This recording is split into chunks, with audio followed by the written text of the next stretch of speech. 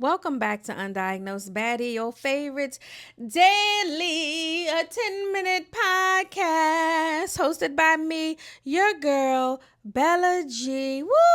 Clap it up for me. Clap it up for me. If you can hear this, put some clapping hands in the comments. Make sure you're liking the episode. Like, I be feeling like I am begging y'all, like, oh my God, Becky, what are we doing here? Anyway, y'all, we gonna go ahead and jump into this because, I feel like it's like every so often, y'all know I love a good man bashing sesh, and that's what we're going to have today. So let's go ahead and jump right into today's topic. Jerron Hamilton states, I wish I found my person in college instead of trying to be wild. Dating in your 30s be for the birds. Jerome, what did you say? You wish you found your person in college instead of trying to be wild. Let's fucking talk about college, the wildness, and dating in your 30s and 40s and beyond. Now, when you're in college, in my opinion, you are supposed to explore and expand. You are supposed to explore your sexuality, and you are supposed to expand your thoughts and good boundaries and knowledge of self, for lack of better words. Now, what men tend to do is they will tear the streets up from teenager to about 45, 55, and then want to settle down. And then when they want to settle down, there's two routes that they go. They have no children, or they have a lot of children. You don't really find too many men out here with one child. You just don't. Ask me how I know. I've been dating for over 20 years. That's how I know, right? I've got my own clinical studies. What I will say is that men always wait until it's too late. Men wait till they have health problems. Men wait until they are old as shit, and then they want to marry you and be with you and settle down. And it's like, it's really the reverse because of our natural bodies. And this is just the way that it happens. Women are fertile from a certain age to a certain age. Anything after 35, 40 is considered high risk, and also high risk for having children with like what, Down syndrome or something like that. And when I say high risk, losing the baby, dying, etc., etc. So we have to, not even they, have our babies during a certain time frame where men can just abstain from not having children and wait. Now that we have that out of the way, let's just say women are having babies and raising babies at a younger age, where men are just being fruitful. That's where we're getting all our babies from, the fruitful men. And then, or not, a lot of these men nowadays, shout out to me for always running into men, that don't have kids and love to cook.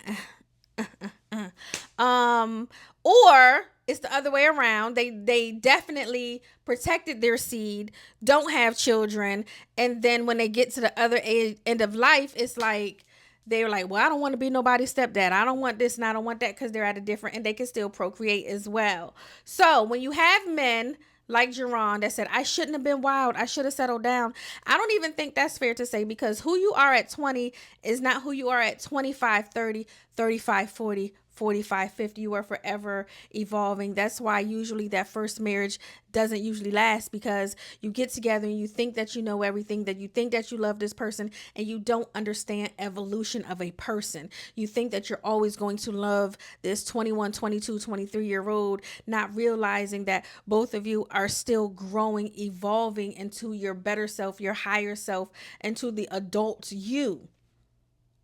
21, 22 legally is an adult, but as you get older, you realize them some motherfucking babies. They about retarded. Leave them alone. Okay. And that's what We're going to zoom around. Welcome to Undiagnosed Baddie. That's what I think is so funny. I was dating this guy not too long ago. He's 42. He was telling me that he was dealing with a 26-year-old red fucking flag. I need some red flags for the set. Somebody get me some red flags. Send me some red flags. I'm going to add them to my Amazon list. Red flag, boop. And so I was like, why were you dating a 26-year-old? Because you can manipulate her, because she's going to do all of the things that you want her to do without challenging you, because she's not as fucking smart. And I'm not saying a 26-year-old can't be smart, and I'm not saying a 26-year-old can't be mature, but what the fuck does a 42-year-old and a 26-year-old have in common? Leave that in the comments. That's truly the question of today. What does a 42-year-old male and a 26-year-old female have in common besides a fucking sex drive? So with that red flag, right, amongst others, I left that guy alone. It wasn't hitting on nothing. So going back to what Jerron said, he wished he wasn't as wild. I need everybody to live in their younger years, and then dates in their later 20s, early 30s, or however. I'm 40 and I'm dating. But that's also because I'm running into 42-year-old men that like to date 26-year-old women. And so when I'm questioning shit that they doing, they don't fucking like that shit. Because I definitely questioned some shit. And I was like, I'm not understanding why this is your thought process. And so now that I can challenge you, I see why you was fucking with a young girl, simply because she can't challenge you because she's not smart enough and witty enough to. And she hasn't lived long enough to understand that this shit ain't right.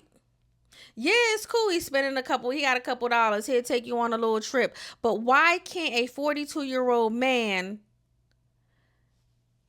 date, be kept by, and be wanted by someone his motherfucking age? Go be wild when you're young. Dating in your 30s, I find that men are having a hard time dating in their 30s and 40s because they haven't done the work that women have. Women have had to step up, right? And this goes from so much systematic shit. We could talk about the crack era. You know what I'm saying? We could talk about the government pulling black men out of the homes and incarcerating them and all of this and all of that, which change the trajectory of who was the head of household, right? And so now we're talking about head of household. I'm home. They done took my son. They done killed my son. They done took my man. They done locked him up. I got to make shit shake. So now I'm in school. Now I'm in school to do whatever it is. Now I want another degree because I'm going to make some more money. So now I'm 3 degrees in.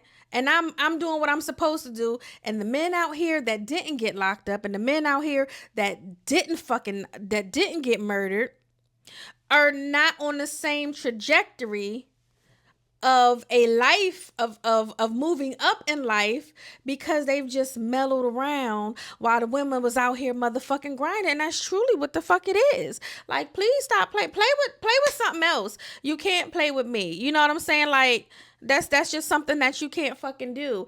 I have noticed that there are so many women that coddle their sons and make their make their daughters get it out the fucking mud. Baby, my grandma, like, I ain't gonna sit here and fake on y'all like my grandmother don't do for all of us, because she do. Shout out to, you know what I'm saying, the big one. But big R over there, you know what I'm saying, whatever. But them boys, oh, she love up on them boys. She love up on them boys. And it's sad. It was said to her.